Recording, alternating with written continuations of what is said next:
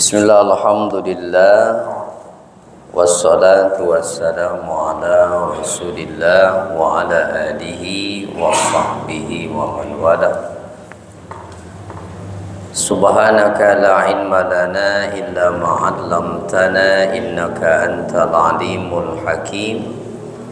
Wa la hawla wa la quwwata illa billahil aliyyil azim. Allahumma aftah lana hikmataka wanshur alaina rahmatak min khazaini rahmatika ya arhamar rahimin.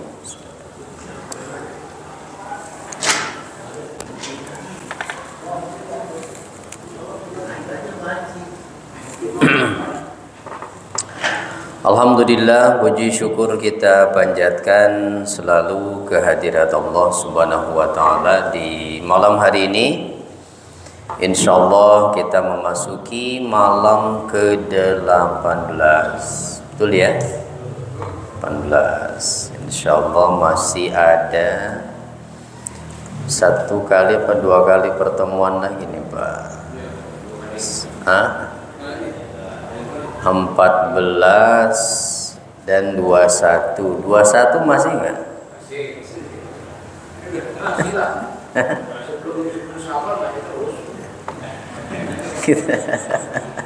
Ya kalau Idul Fitrinya 22 ya 21 takbiran.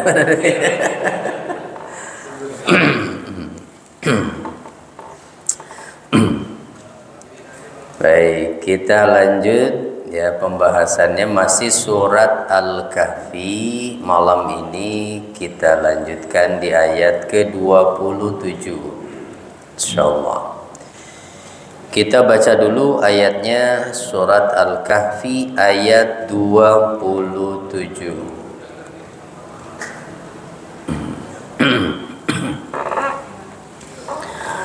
أعوذ بالله من الشيطان الرجيم. أعوذ بالله من الشيطان الرجيم. بسم الله الرحمن الرحيم.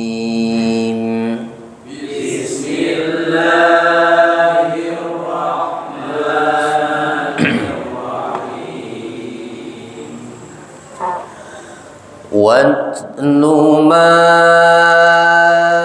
أُوحِيَ إِلَيْكَ مِنْ كِتَابِ رَبِّكَ وَاتْلُ مَا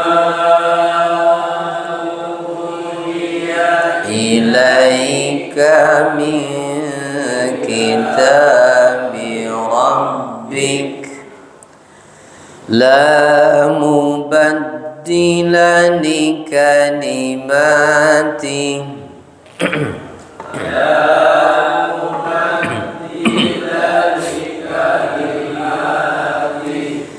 ولن تجد من دونه ملتحدا.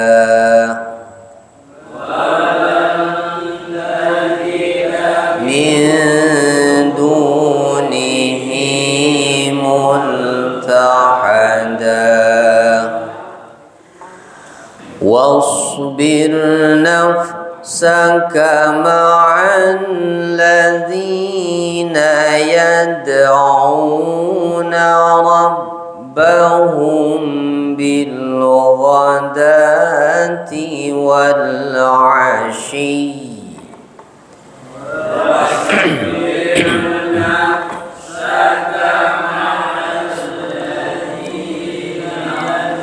يدعون ربهم بالغداة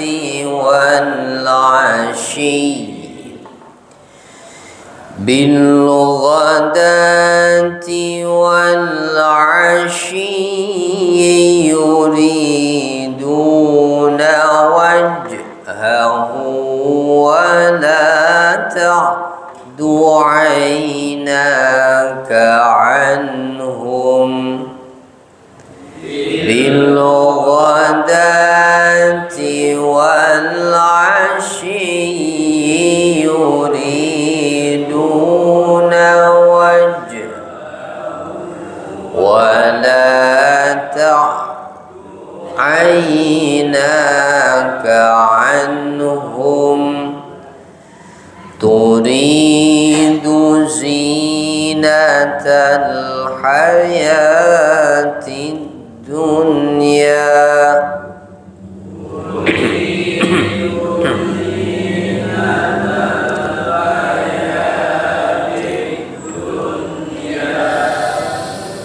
ولا تطع من أغفلنا قلبه عن ذكرنا واتبع هواه وكان أمره فرطا ولا تطع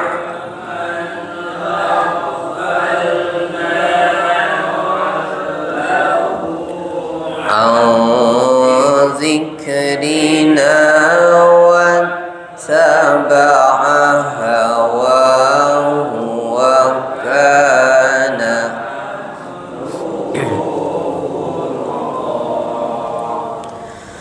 وقل الحق من ربكم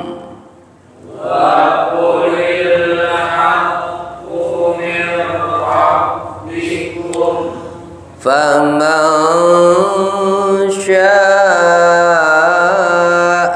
فليؤمن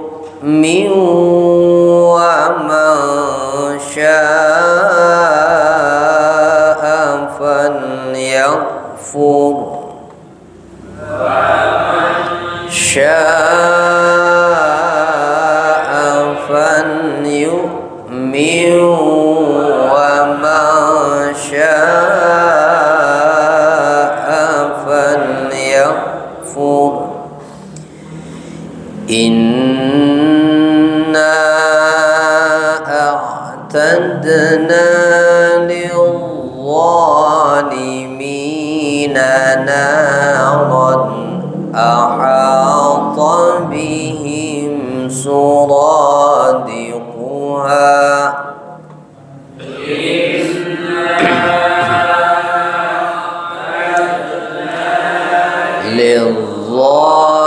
للظالمين نارا أحاط بهم سرادقها وإن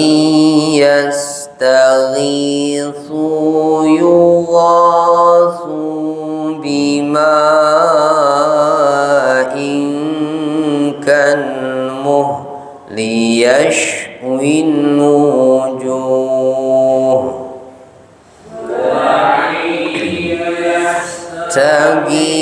تغيثوا يغاثوا بماء كالمهل يشوي الوجوه بئس الشراب وساءت مرتفقا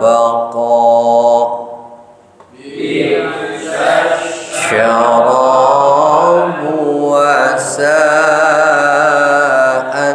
مرتفقا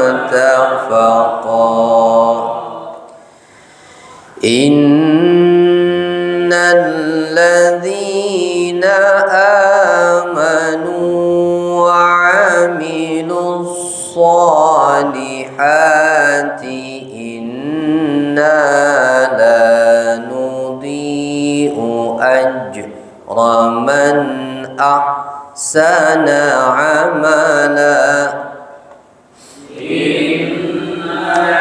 الذين آمنوا وعملوا الصالحات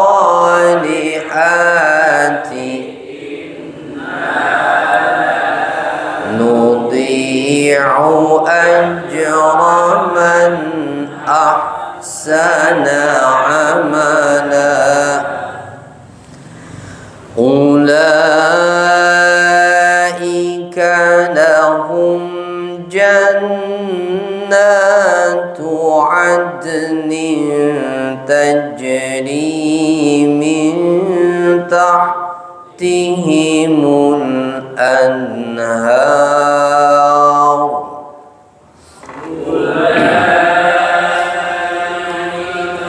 لهم جنات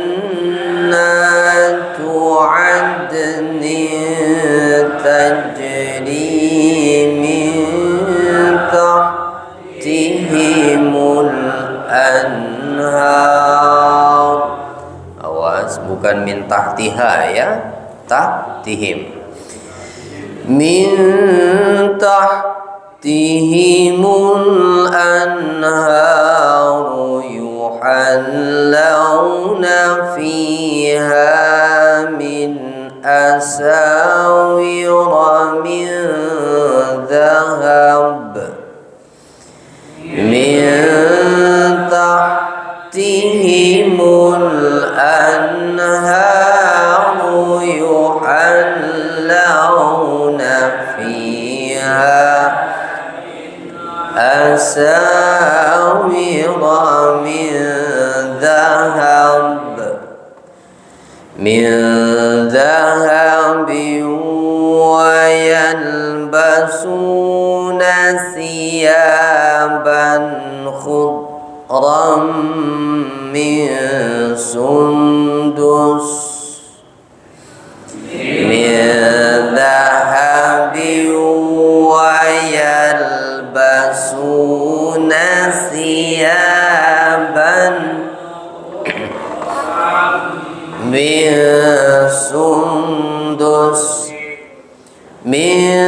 sundusin wa istabarakim muttaki'ina fiha 'alan araik min sundusin wa istabarakim muttaki'ina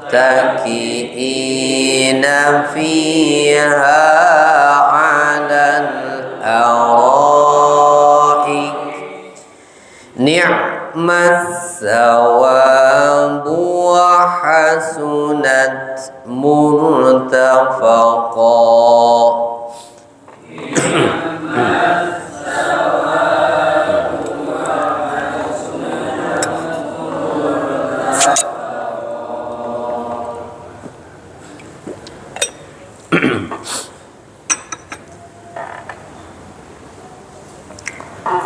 Sampai ayat 31. Kita kembali ke ayat 27.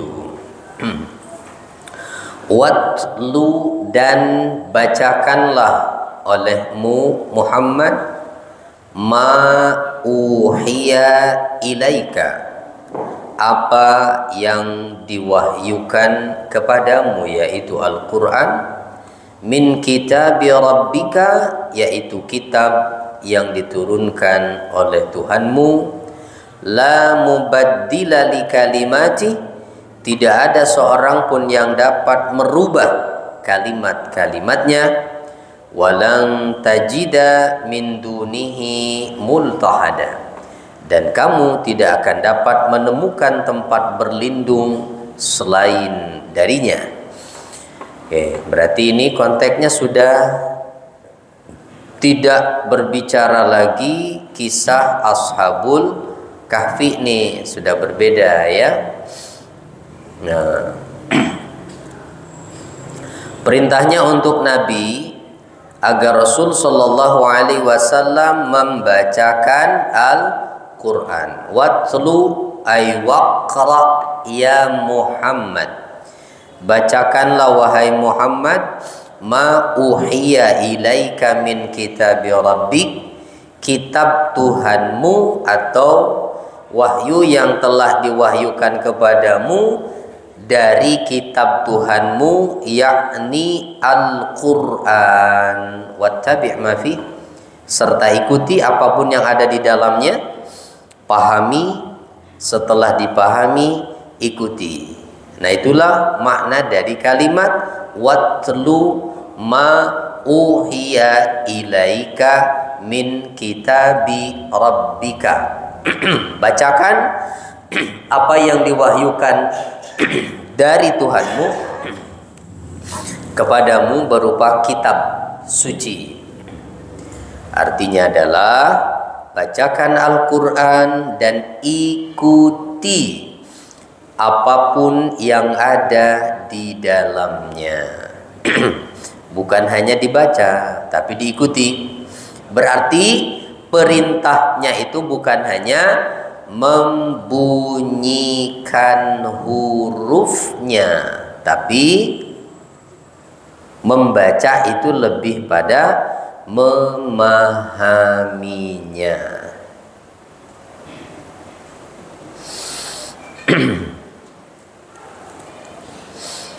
Jadi lebih pada memahami baca itu. Karena hakikatnya orang membaca itu harusnya setelah ia membaca maka memahami apa yang dibaca.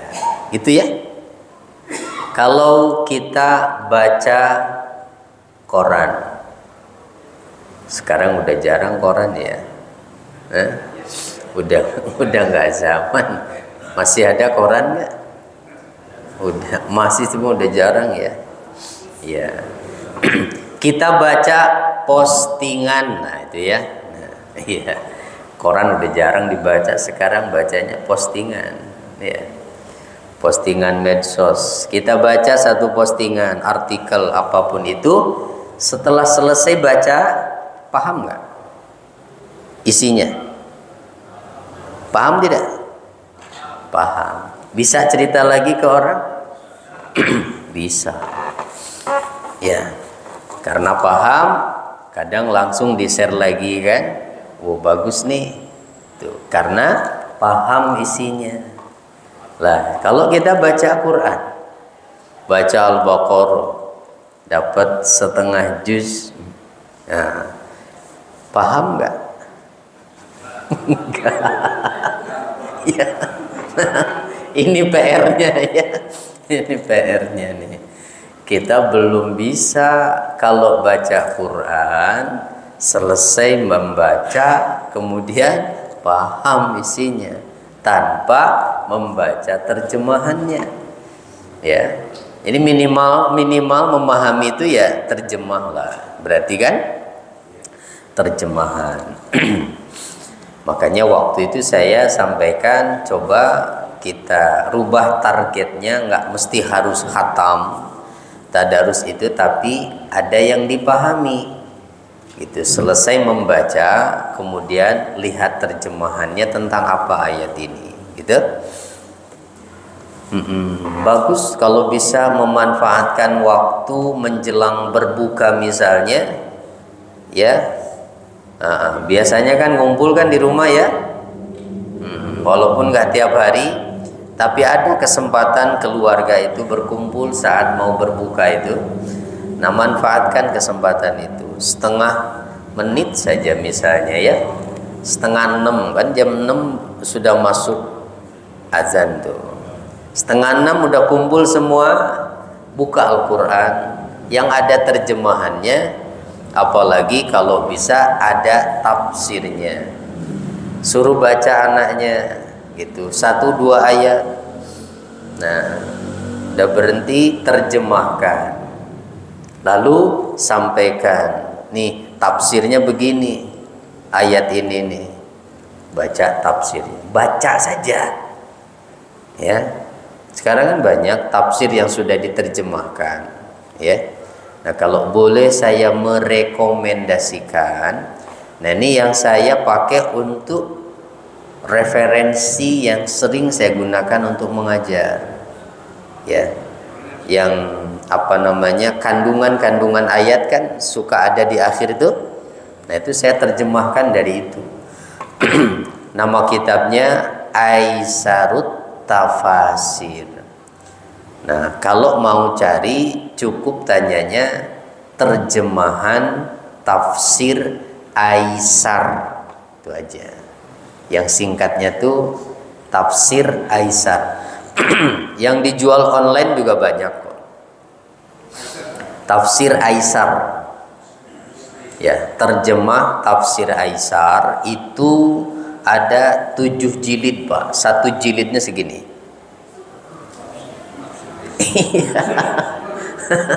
Ada 7 jilid ya. Satu jilidnya segini. Karena terjemahan ya. Karena terjemah. Ya, kalau yang aslinya cuma 2 jilid yang bahasa Arabnya. Ya, kan kalau bahasa Arab mah tambah puyeng kan?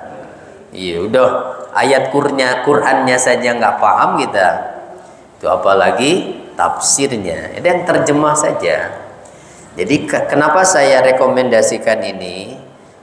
Tafsir ini sudah sistematis, Pak. Dikelompokkan ayatnya berdasarkan tema, nanti ditulis terjemahannya, kemudian makna ayat secara singkat, lalu di akhirnya ada min hidayatil ayat. Petunjuk dari ayat ini apa? Nah, ada poin-poinnya, enak ya. Tinggal harganya berapa. Itu. Kalau yang di online itu di Shopee itu kisarannya sekitar 900 sampai 1 juta. Kalau untuk kitab 7 jilid segini tebalnya, sejilidnya murah itu. Kita bisa wariskan ke anak cucu ya.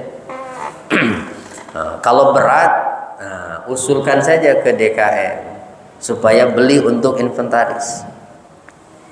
Nah, bisa supaya ada yang bisa dibaca di sini itu palingnya loh, ya. Kalau nggak harus menunggu pas kajian kan begini, ya apa-apa, karena itu sudah terjemah semua, ya bisa dibaca. Boleh, mudah-mudahan tahun depan sudah ada. Jangan tahun depan lah ya, kelamaan.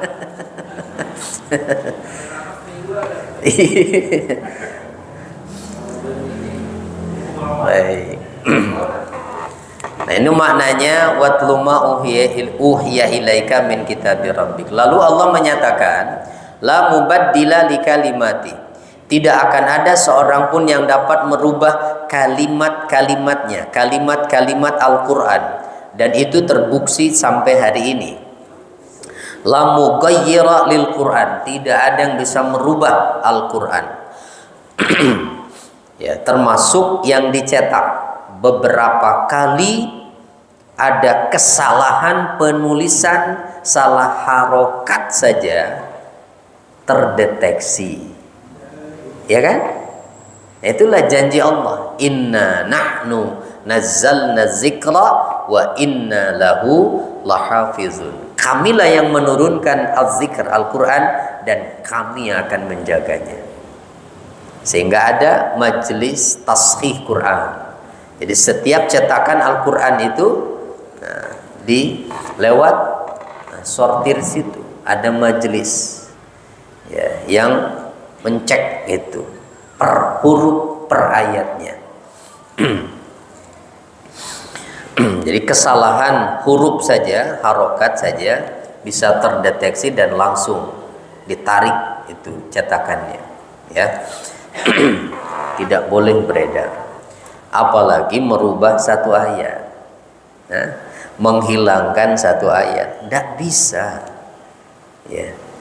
Mau mencopot satu ayat di surat Al-Maidah yang suka dipakai buat kampanye misalnya tuh, nah, nggak bisa, nggak bisa. Ya, tapi kalau kitab yang lain, Taurat, Injil, itu sudah banyak sekali, ya, campuran di situ, bukan hanya wahyu Allah saja. Nah, inilah jaminan dari Allah terhadap Al-Quran. Maka jangan ragu dengan Al-Quran. Al-Quran itu isinya 100% wahyu Allah. maka kebenarannya mutlak terjamin 100% benar. Apa yang perlu diragukan? Masih ragu kalau Al-Quran itu wahyu Allah? Silahkan, buktikan, teliti, ya teliti. Nah, berkali-kali Allah bahkan menantang tak? Kalau memang kamu ragu tentang Al-Quran, khususnya yang ditantang orang Arab nih. Kalian kan orang Arab, bahasanya sama dengan kalian. Coba buat yang semisal Al-Quran, satu surat saja. Ya kan, di Al-Baqarah kan begitu. Wa in kuntum fi raibim mimma nazzalna ala abdina fa'tu bi suratim mim misli. Coba buat satu aja, satu surat. Enggak ada. Walaupun orang Arab juga. Jenggotnya panjang juga tetap nggak bisa. Tuh. Walaupun ngerti bahasa Arab. Ya, ngerti bahasa Arab. Apalagi kita ngomong Arab juga susah. Bisanya na'am sama la nih. Nah, maka jangan ragu tentang Al-Quran ini. Walan tajida min dunihi multahada. Kalau kamu tidak mau mengikuti Al-Quran Muhammad, maka kamu tidak akan mendapati tempat berlindung dari Allah. Sebab tempat berlindung itu hanya Allah. Kalau kamu tidak mau mengikuti Al-Quran Muhammad, maka jangan salahkan kami kalau jalan hidupmu itu sesat dan akan berakhir di neraka. Jika Allah akan menghukummu nanti, siapa yang hendak kau jadikan tempat berlindung? Kira-kira kan begitu. Itu ayatnya. Siapa? Tidak ada, ya, tidak ada. Mau berlindung kepada siapa kita? Kalau seandainya nanti kita divonis neraka karena hidup kita jauh dari Quran. Kan Al-Quran pedoman hidup kan? Ya harusnya jadi panduan dong. Ketika saya mau berjualan, bagaimana menurut petunjuk Al-Quran? Ketika saya mau bertransaksi, bagaimana menurut petunjuk Al-Quran? Kan begitu harusnya. Namanya pedoman hidup. Ya, ketika mau berbuat sesuatu, kembalikan pada Al-Quran. Menurut Al-Quran ini boleh atau tidak? Nah, kita begitu enggak? Nah, kalau seperti itu tadi berarti menjadikan Al-Quran kita sebagai imam, panduan, pedoman. Ya. Nah, yang ada ya Qurannya yang dijadikan makmum, suruh mengikuti kepentingan dah. Giliran lagi musim pemilihan dicari-cari ayatnya yang cocok. Ya udah dicocok-cocokkan tuh untuk mendukung. Ya, cuma yang begitu-begitu aja yang dicari. Padahal Al-Quran ini pedoman hidup, ya.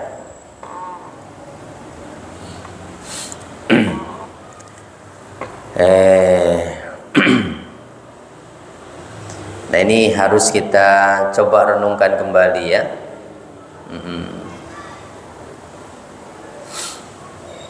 Nah, jadikan Al-Quran ini pedoman hidup. Miris, Pak, ya. Anak-anak kita sekarang, saya sudah sampaikan mungkin sebelumnya, ya, di Pamulang khususnya, sekarang kan tiap hari Rabu pertama dan ketiga itu di KUA kita adakan namanya kegiatan BINWIN, ya, Catin, bimbingan calon pengantin, bimbingan perkawinan calon pengantin. Jadi anak-anak yang mau nikah itu kita undang, kita tes ibadahnya, tes baca Qur'annya, tes baca sholatnya. Ya Allah, Pak, banyak sekali anak-anak yang mau nikah itu, ya, dites baca Qur'annya berantakan. Kenapa? Udah lama nggak baca Qur'an. Ya Allah, ngeri, Pak. Malah ada yang sholatnya cuma seminggu sekali. Kalau Jumat Duha, astagfirullahaladzim. Ini bagaimana ini generasi kita ke depan itu? Mau melahirkan anak seperti apa kalau yang mau jadi ibu bapaknya seperti itu, coba?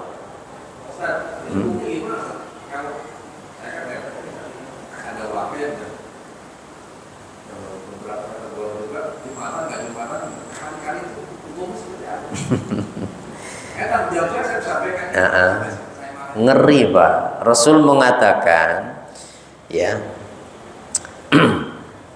berhentilah orang-orang dari meninggalkan Jumat, ya, atau Allah akan mengunci mati hatinya. Ancamannya begitu.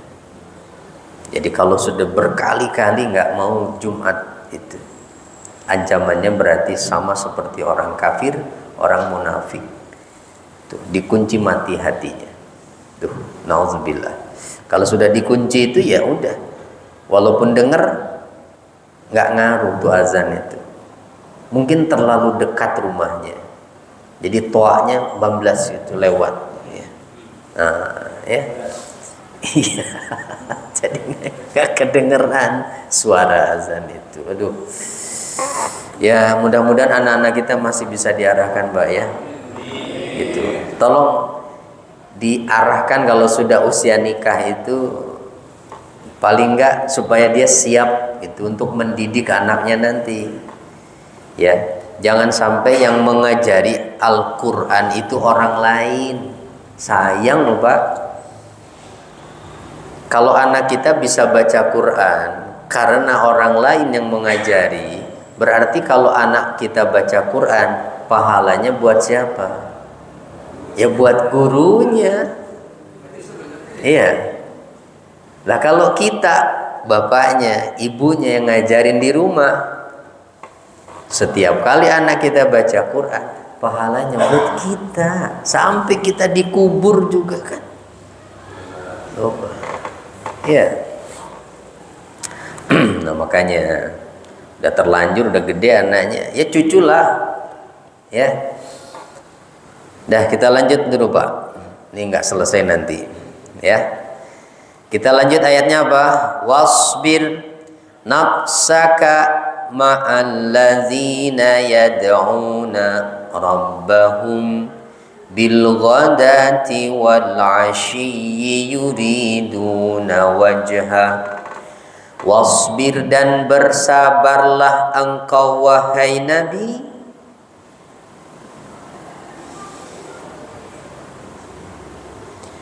nafsaka, ya bersabarlah engkau atau sabarkanlah dirimu, ma'allazina yad'una rabbahum, bersama orang-orang yang menyeru Tuhannya, bil ghadati, di pagi hari, wal 'ashiyyi, dan sore hari, yuriduna wajhahu, di mana mereka itu hanya mengharap ridhonya, hanya mengharap ridho Allah Subhanahu wa ta'ala. Siapa mereka yang dimaksud ini? Wasbir nafsaka ma'alladzina yad'una. Ayat ini menurut satu keterangan nazalat fi Uyainah bin Hisnin al-Fazari. Nah, ayat ini turun tentang seorang tokoh kafir bernama Uyainah bin Hisn al-Fazari, di mana ia datang kepada Nabi qabla an yuslima, sebelum ia masuk Islam. Wa indahu jama'atun minal fuqara'i fihim Salman. Nah, yang kebetulan ketika Uyainah, tokoh Quraisy ini datang menemui Nabi, di dekat Nabi saat itu ada sekelompok orang fakir. Di antaranya ada Salman. Ya, Salman Al-Farisi. Nah, jadi termasuk tokoh yang fakir, ahlus sufah. Di mana kondisinya ini Salman mengenakan mantel yang sudah lusuh dan bahkan robek, ada tambalan daun kurma yang dirajut. Masya Allah. Itu sahabat Nabi Pak, begitu Pak seragamnya, ya, nggak ada tuh atribut-atributan. Sahabat Nabi begitu. Sampai apa kata Uyainah nih, ya Allah. Kata Uyainah begini Pak, ngomong ke Nabi, ama yu'zika rihu haula, Muhammad, nggak terganggu apa kamu dengan bau orang-orang ini? Astagfirullah. Ya, menghinanya begitu. Apakah engkau tidak terganggu dengan bau mereka ini, katanya. Nah, sampai akhirnya wa nahnu sadatu mudhar wa asyrafuha. Kami ini ya adalah tokoh-tokoh suku Mudhar. Fa in aslamna aslaman nas. Kalau kami masuk Islam Muhammad, orang-orang semua ngikut kami.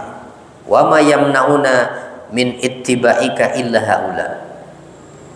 Satu yang membuat kami berat mau mengikutimu itu mereka ini. Akhirnya nahihim anka hatta natba'aka awij'al lana majlisan walahum majlisan. Begini aja, singkirkan mereka, usir mereka.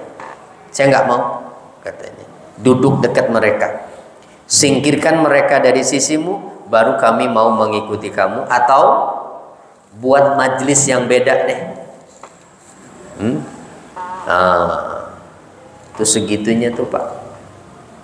Jadi orang yang suka memandang kemuliaan itu dari materi, ya, lalu menganggap hina mereka yang kekurangan materi, itu berarti mengikuti sikap-sikap orang kafir. Ya, tidak boleh begitu. Merendahkan orang hanya karena fakir, hanya karena miskin. Punya kerabat fakir, ya, kita rendahkan mereka, kita hinakan mereka, nggak pernah menghormatinya, nggak boleh begitu. Kenapa? Inna akramakum indallahi atqakum. Yang paling mulia di sisi Allah itu adalah yang paling bertakwa. Nah, ada lagi keterangan lain, katanya menurut Imam Qatadah, ayat ini turun tentang ashabus suffah, para sahabat Nabi yang disebut ahlus suffah. Suffah itu apa? Kalau bahasa kita mah bedeng. Jadi di masjid Nabi itu kan pernah sholatnya menghadap kedua arah kiblat. Nah, yang tadinya bekas menghadap arah ke Baitul Maqdis, kemudian para sahabat, ada beberapa orang sahabat Nabi yang mereka ini tidak punya tempat tinggal, Pak. Ya, orang-orang yang hijrah mengikuti Nabi ke Madinah, dan di Madinah mereka nggak punya kerabat, mereka nggak punya tempat tinggal. Akhirnya memanfaatkan itu buat kamar-kamar, bedeng-bedeng di situ. Kurang lebih ada 70 orang ahlus suffah itu. Dimana satu ketika kan Abu Hurairah salah satunya itu yang ahlus suffah itu. Abu Hurairah itu kelaparan, ketemu Rasulullah, diajak ke rumahnya kan. Pas Rasulullah ada segelas susu pemberian tetangganya. Harapan Abu Hurairah, Nabi itu langsung nyuruh dia minum. Nah, ternyata apa kata Nabi? Tolong dong panggil tuh ahlus suffah, kata Nabi. Disuruh manggil ahlus suffah, Pak. Ngumpul semua di rumah Nabi itu. Udah ngumpul semua, ayo katanya kasih tuh satu-satu. Suruh muterin itu segelas susu tadi. Udah was-was aja orang nggak kebagian nanti. Nah, diputerin satu-satu. Setiap kali diminum penuh lagi tuh gelasnya. Sampai selesai semua. Tinggal Abu Hurairah. Nah, tinggal kamu katanya. Ayo minum. Minum lagi. Penuh lagi. Minum lagi. Sampai puas itu Abu Hurairah. Aduh. Jangan coba-coba, apa itu mukjizat ya. Nah, kita nggak akan bisa begitu ya. Kecuali tukang sulap. Kalau itu mukjizat Nabi itu. Pernah begitu tuh. Ahlus Sufah. Di mana Ahlus Sufah ini katanya malah jumlah semuanya mah ada 700 orang, Pak. Orang-orang fakir yang tinggal di masjidnya Rasulullah. Mereka ini kalau selesai sholat tidak kemana-mana karena nggak punya pekerjaan, tidak disibukkan dengan berniaga, tidak disibukkan dengan bercocok tanam, sehingga selesai sholat nunggu sholat lagi berikutnya sampai turunlah ayat gitu. Sehingga turun ayat ini sampai Nabi mengatakan alhamdulillahilladzi ja'ala fi ummati man umirtu an asbira nafsi ma'ahum. Segala puji bagi Allah yang telah menjadikan pada umatku orang-orang yang aku diperintah oleh Allah untuk bersabar bersama mereka. Orang-orang fakir ini.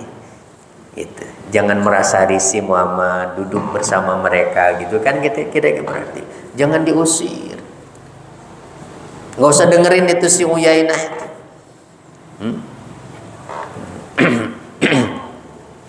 Nah gitu Pak ya.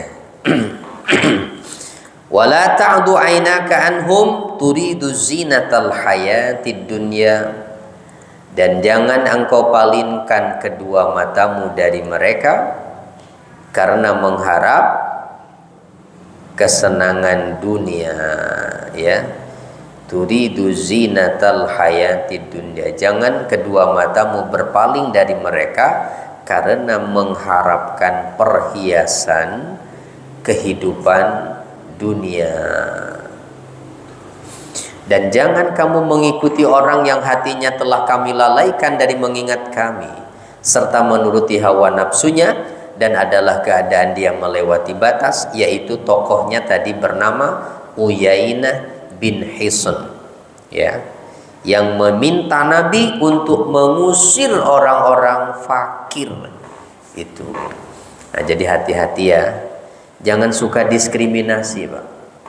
Ya. Kalau bikin undangan resepsi nggak usah dibeda-bedakan. Ya. Ya kalau mau bikin VIP karena untuk khusus keluarga ya nggak apa-apa. Nah, maksudnya itu yang diundang itu hanya orang-orang yang kira-kira amplopnya tebal saja. Nah, yang kira-kira nggak ngasih amplop mah nggak diundang, nggak boleh begitu ya.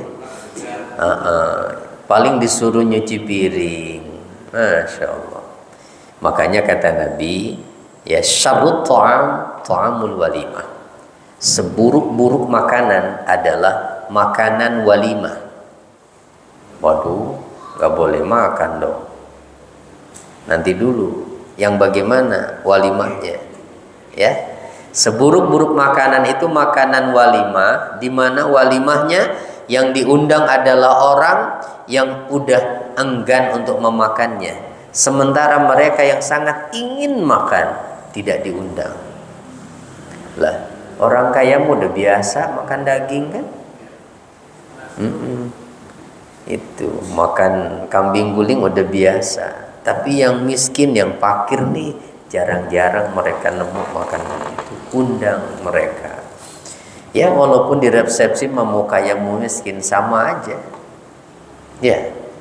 Itu lihat banyak makanan serbu itu ya. Ya Allah ya, lanjut lagi.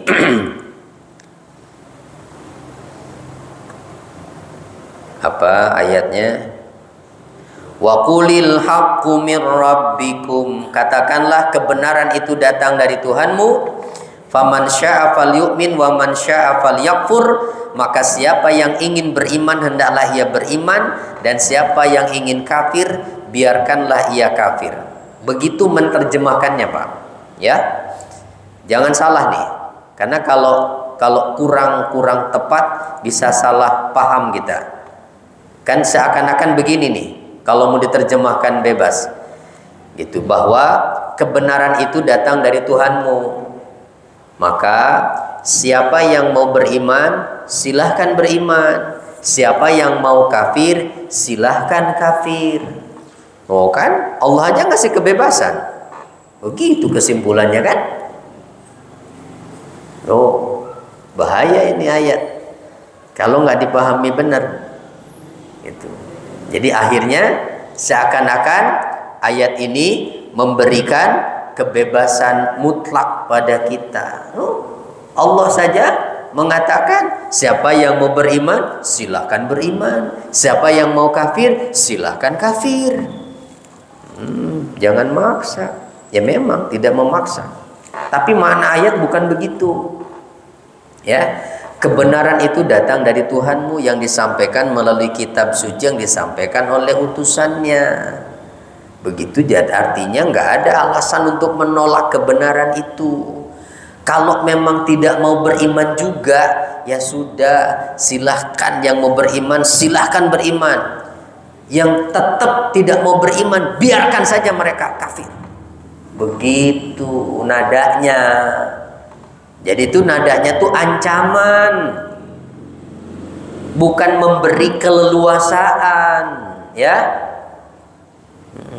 Siapa yang mau kafir, ya udah biarin aja mereka kafir. Begitu, Pak. Nah, kalau salah-salah kan ini dipakai sama orang-orang pluralisme kan, yang menganggap semua agama benar. Di Al-Kahfi aja memberi kebebasan. Gitu nanti itu. Inna a'tadna liz-zalimina nar. Kenapa kok Allah biarkan orang-orang yang mau kafir? Ya sudah, karena nanti pada akhirnya Allah akan memberikan balasannya. Inna a'tadna liz-zalimina naran. Sesungguhnya kami telah sediakan bagi orang yang zalim itu neraka. Ahata bihim suradikuha, yang gejolak neraka itu mengepung mereka. Wa iyastagisu yugasu bima'in kal muhli yashfil wujuh. Dan jika mereka meminta minum, niscaya mereka akan diberi minum dengan air seperti besi yang mendidih dan menghanguskan muka. Astagfirullah. Bi'sa syarab wa sa'at murtafaqa. Itulah minuman yang paling buruk, dan neraka itu tempat istirahat yang paling jelek. Ya. Dan tidak ada istirahat namanya di neraka, Bapak. Ya. Kalau kita dihukum penjara mah masih enak. Ya. Mungkin masih ada kipasnya. Apalagi kalau kita punya uang, tinggal milih. Ya kan? Mau kelas seperti apa? Mau yang penjaranya ada TV-nya, bisa milih kok. Masih dikasih makan, ya. Ya Allah, sia-sia itu, Pak, uang triliunan cuma buat ngasih makan para penjahat itu, ya. Bahkan mereka dari selnya masih bisa melancarkan kejahatannya terus itu. Iya nggak? Para pengedar narkoba itu rekeningnya nggak berkurang itu, Pak. Nambah malah mereka di penjara itu. Astagfirullah. Ya. Makanya tidak bisa dipungkiri memang, ya. Syariat dari Allah itu yang terbaik. Ya, syariat dari Allah itu yang terbaik. Ya. Asal manusianya mau menggunakan akal sehatnya itu. Baik.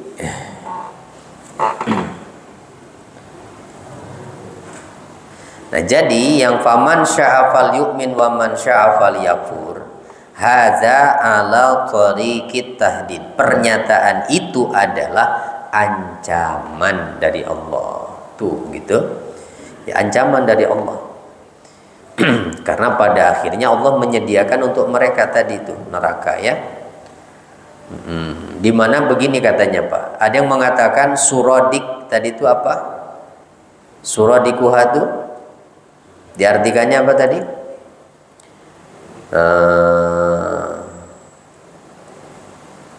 Yang gejolak neraka gitu ya. Gejolaknya suradik itu katanya tafsirannya adalah dinding yang membatasi neraka gitu. Arba'atu judur, ada 4 dinding Pak. Jadi ahli neraka itu dikumpulkan di dalam, lalu mereka disiksa dengan panasnya api neraka itu dan ditutup rapat. Kan di ayat lain begitu ada ya, ditutup rapat seakan dimasukkan ke tungku gitu ya, terus ditutup. Ada 4 dinding tuh yang membatasi mereka, di mana dindingnya ini, ketebalan dindingnya Pak, kasbu kulli jidarin mislu masirati arba'ina sana. Ketebalan satu dinding pembatas neraka itu perjalanan 40 tahun. Astagfirullah. Ya. Aduh. Nggak kebayang ya. Ya makanya jangan macem-macem ya. Iya. Pakai nantang-nantangin nggak apa-apa, saya mau ke neraka juga. Nah, daripada di sorga ketemu kamu mah nggak enak. Ya mendingan ketemu artis nanti di neraka. Ya Allah, itu manusia yang begitu itu nggak pakai akal itu ngomongnya tuh ya. Aduh. Lalu lanjutan ayatnya apa?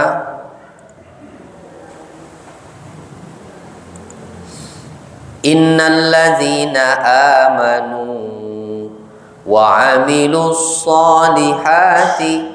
Nah, kalau tadi Allah menggambarkan orang-orang yang zalim, yang kafir, disediakan neraka untuk mereka, bagaimana dengan orang yang beriman?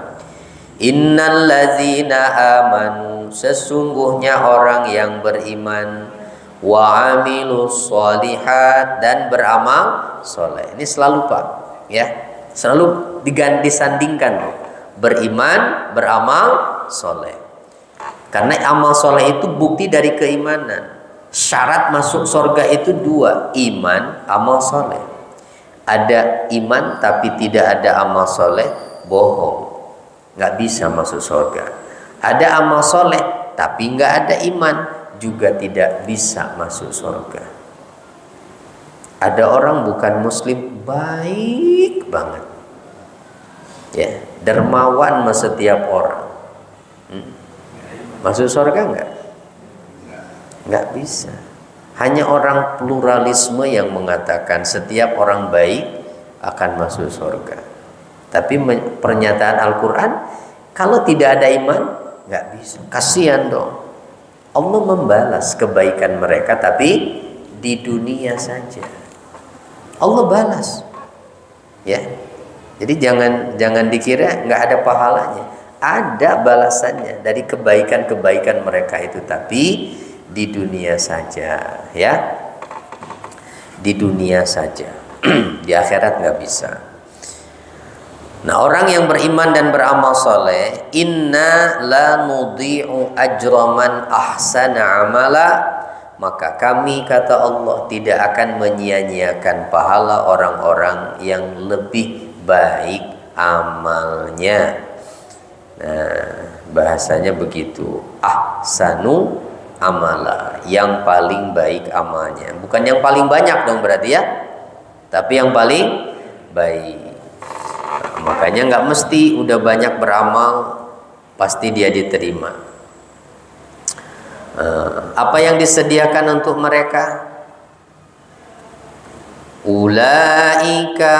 Nah, lanjutan ayatnya. Ulaika lahum jannatu adn. Mereka itu akan memperoleh surga Aden. Tajri min tahtihimul anhar, mengalir di bawah mereka sungai-sungai. Yuhallawna fiha, Di dalam sorga itu mereka dihiasi dengan gelang emas. Min asawiro min zahab. Tuh Pak, makanya sekarang haram hukumnya mengenakan perhiasan emas untuk laki-laki, karena itu nanti untuk perhiasan surga. Makanya kata Nabi, siapa yang memakai perhiasan emas di dunia, nanti di akhirat dia nggak akan memakainya. Aduh, ya nggak boleh, haram ya, kecuali perempuan. Perempuan boleh. Kenapa dibeda-bedakan? Yaitu syariat. Ya, tidak usah banyak protes. Ya. Syariat yang harus kita patuhi. Nah, ternyata mereka dihiasi dengan gelang-gelang emas. Ya, wallahu a'lam ya. Apa di gelangnya itu ada data-data kita, begitu ID kita, kayak gelang haji. Ya kan, waktu haji kan itu Pak ya. Entahlah, wallahu a'lam ya, enggak disebut detail begitu. Yang pasti dikasih gelang. Wa yalbasuna siyaban khudra, dan mereka memakai pakaian berwarna hijau. Tuh Pak, ternyata hijau itu warna yang menjadi ciri warna surga itu. Warna hijau itu. Bukan warna partai ya, saya nggak nyebut partai. Hijau itu nuansanya adem, tenang, ya. Kayak karpetnya hijau nih, bagus, ya. Nah, di Raudhah Nabi, di Masjid Nabi, karpetnya hijau kan, makanya. Ya menyesuaikan, karena memang mengambil dari sini.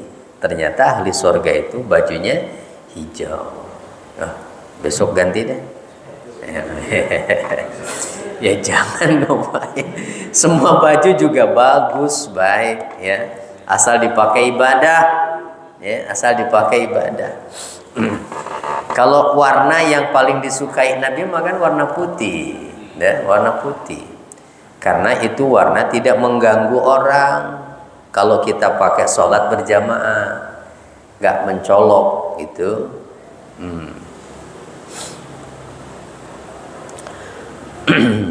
Hijau, ada yang seneng hijau. Nah, besok ganti cat rumahnya ya. Nah, lebaran hijau semua.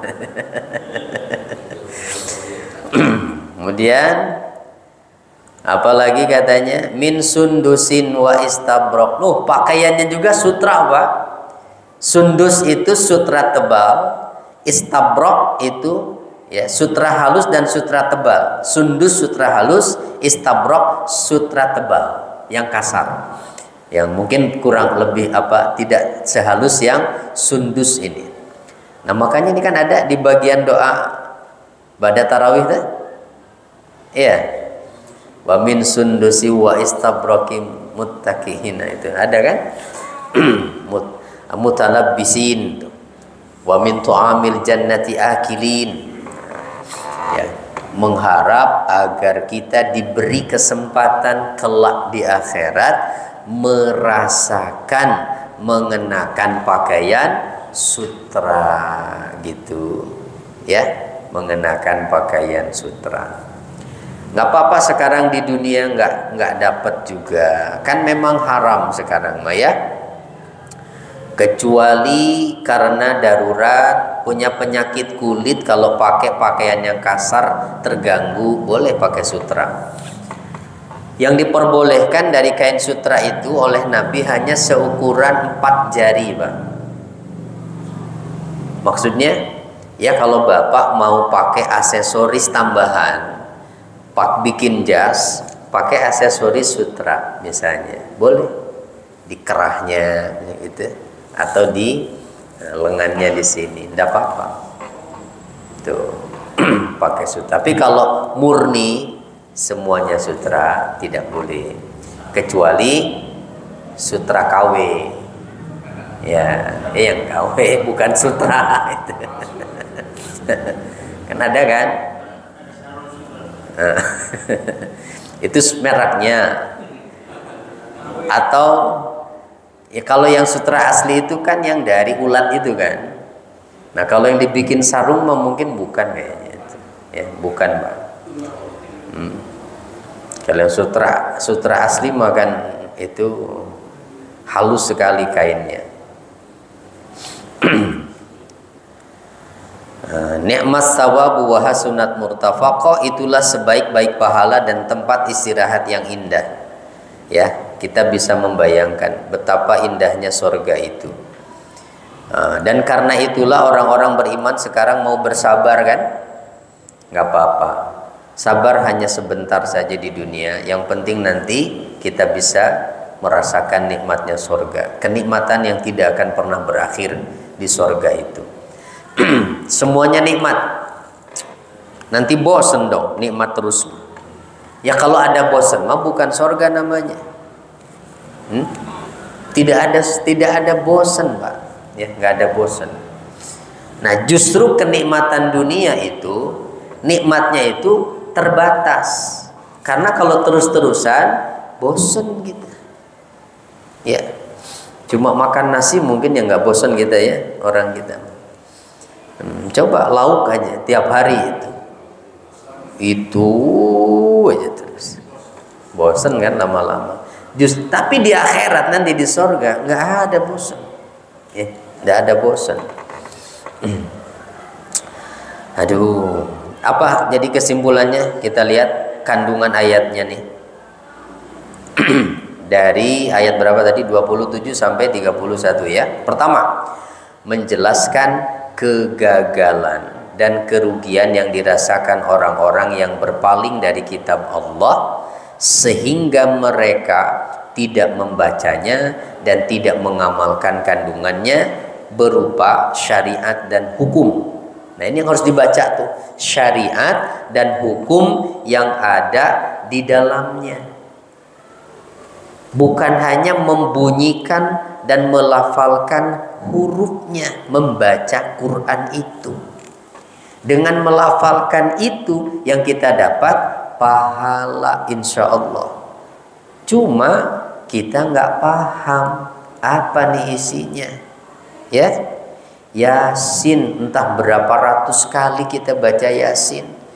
Bukunya aja sampai keriting loh. Ya, paham nggak isinya tentang apa itu Yasin? Nggak tahu, karena kita nggak pernah mempelajari, atau paling nggak kita nggak pernah menyempatkan baca gitu terjemahannya. Apa sih ini?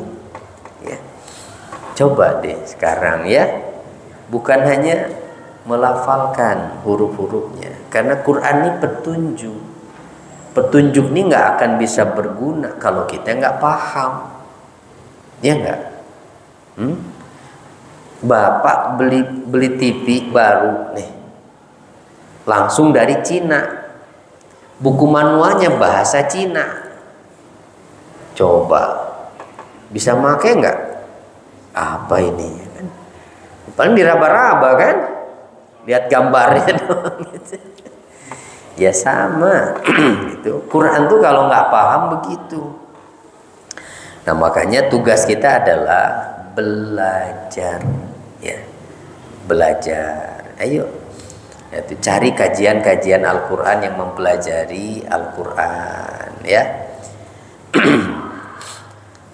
Ini yang pertama, Pak. Kedua, dorongan untuk bergaul dan duduk bersama para pecinta akhirat, yaitu orang-orang fakir yang sabar dan meninggalkan para pecinta dunia dan berpaling dari kebiasaan mereka. Tapi jangan salah, kalau sekarang orang fakir juga belum tentu mereka itu orang yang sabar, dan belum tentu mereka itu orang-orang yang sifatnya disebutkan di ayat tadi kan, yang pagi dan sore selalu berdoa kepada Allah, yang kalau sholat, habis sholat nunggu lagi sholat. Banyak sekarang orang yang fakir tapi justru tidak mengerti agama. Udah mah fakir, sholat juga enggak, berdoa enggak pernah, gitu. Ke masjid apalagi, jadi alasan nggak punya baju. Nah, iya.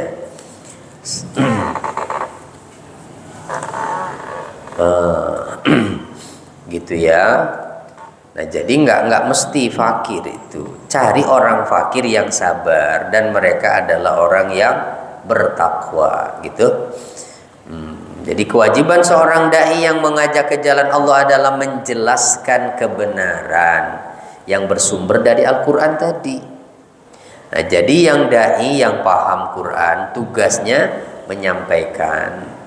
Kita masyarakat yang belum paham, cari guru yang bisa mengajarkan. Ini saya pesan begitu ya. Kalau bisa, usahakan. Jangan belajar Quran hanya dari terjemahan dan langsung otak-atik pakai logika kita. Bisa sesat nanti, Pak. Bisa sesat. Gitu. Hanya dari terjemahan aja. Terus kita simpulkan sendiri. Apalagi langsung menyimpulkan dari satu ayat, menyimpulkan hukumnya. Itu yang banyak terjadi itu. Ya. Tidak, nah dikomparasikan lagi dengan dalil-dalil lain begitu. Nggak boleh. Makanya perlu guru, ya. Terserah mau manggil guru ke rumah atau mendatangi guru yang ada. Itu. Yang penting belajar, cari gurunya. Ya. Jangan kiai Google gurunya ya. Iya. Memang dia serba bisa, mau ditanya apa aja bisa itu, ya. Kewajiban seorang dai tadi sudah. Yang keempat, dorongan sekaligus peringatan dengan menyebutkan balasan bagi dua golongan, yaitu orang beriman dan orang kafir. Ya. Azab neraka adalah seburuk-buruknya azab dan kenikmatan surga adalah puncak kenikmatan. Jadi Quran itu memberi petunjukan. Ini saja lihat. Ya, gaya Al-Quran selalu seperti itu, menjelaskan orang kafir balasannya seperti apa, orang beriman yang beramal soleh nanti seperti apa. Ini kan suruh kita mikir, nih kira-kira kamu pilih yang mana? Ayo, ya, ya udah, itu pilihan ada pada kita. Mau pilih surga atau neraka? Kalau maunya di surga, ya berarti tempuh jalannya. Mana jalannya? Ya ini di semuanya ada petunjuknya di Al-Quran. Seperti apa orang soleh itu, seperti apa orang bertakwa itu, kan ada semuanya. Mimpi kalau kita mengharap surga tapi nggak pernah menempuh jalannya, sama seperti orang yang punya sampan, punya kapal, tapi nggak pernah dibawa ke laut, dipajang aja di depan rumahnya. Kapan mau sampainya? Nggak akan pernah sampai ke tempat tujuannya. Ya. Alhamdulillahirabbil alamin. Waduh, udah jam 10:30 lewat nih Pak. Mohon maaf ya. Mau sekalian i'tikaf nih. Oh, belum 10 terakhir ya. Kalau 10 terakhir langsung. Insya Allah nanti 10 hari terakhir Pak, kita ada program. Ya, kalau offline-nya sih di Masjid Al-Hidayah itu di Pamulang. Tapi saya buat online juga, live di YouTube ya. Itu mulai jam 2. Ya, mulai malam ke-21 insya Allah ada kajian Al-Quran tadabbur seperti ini. Dari jam 2 malam mulainya. Setiap hari. Ya. Untuk mengisi waktu malam 10 malam terakhir nih. Sayang jangan sampai dilewatkan ya.